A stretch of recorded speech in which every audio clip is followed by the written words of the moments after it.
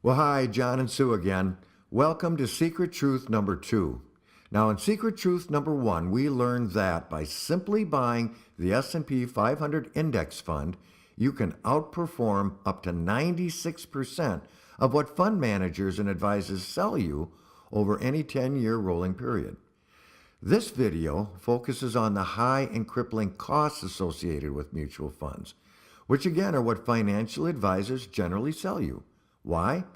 Well, they, along with many other middlemen upstream in the process of mutual funds, are taking fees and costs out of your investments.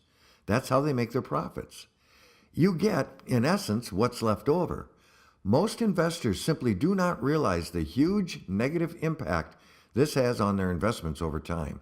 These fees can rob you of up to 30% or more over 15 years of what your investments could have earned. And this can reach 50 to 60% over 30 years. This is money that could be yours, and we feel it should be yours. It can make the difference of retiring comfortably or retiring at a much lower lifestyle, or perhaps not retiring at all. So what's the alternative? In this video, you'll learn about ETFs, electronic traded funds. ETFs avoid the middlemen, have a very minimal cost, and allow your money to grow for you dramatically faster than mutual funds that the financial advisors sell you and take commissions on. This is why ETFs have become so popular. Many people feel they have no choice but to turn to a financial advisor because investing is so complex. That's simply not true. We take the complexity out of investing. No guesswork, no experience needed, and you can do this in 5 minutes a week. So enjoy the video.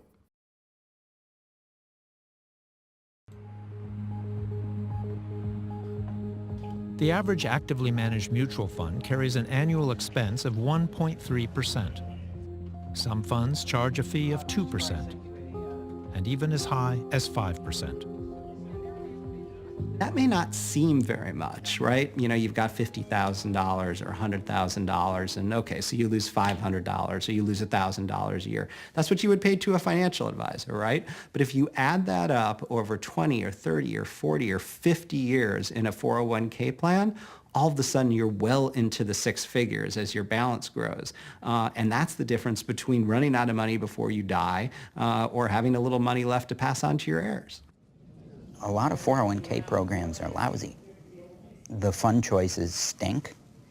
The fees are outlandishly high. And in many cases, you can take 2 next-door neighbors, you know, living on Maple Street in any town, USA, and one person is paying 10 times as much to invest in a 401k as the other person.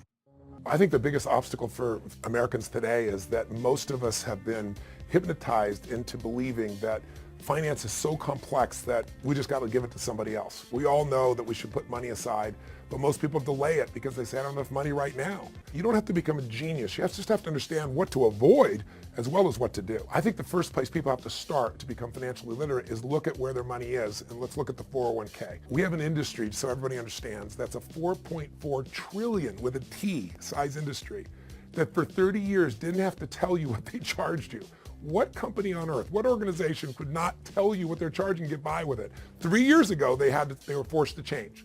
And the law was changed that you have to show people what you're charging. So the industry's response is to build these 35 to 50-page disclosure documents that if you're a lawyer and you've got a degree in finance, maybe you can understand. Most Americans believe that they pay nothing for their 401k. There are no fees. There are fees, and they matter.